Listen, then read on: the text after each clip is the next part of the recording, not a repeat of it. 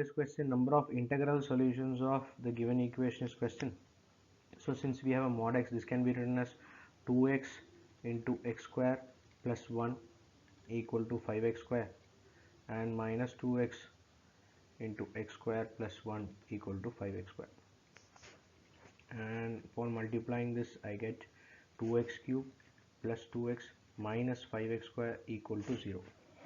So taking x as common, this can be written as 2x square minus 5x plus 2 should be equal to 0. So we have one solution, x is equal to 0, and this 2x square minus 5x plus 2 will be equal to 0. So upon factorizing, we end up with 2x x minus 2 minus 1 into x minus 2 equal to 0. So this will be 2x minus 1, and x minus 2 should be equal to 0. So the value of x equal to 1 by 2, or the value of x will be 2. Similarly here, the only difference here is we are getting a minus sign here.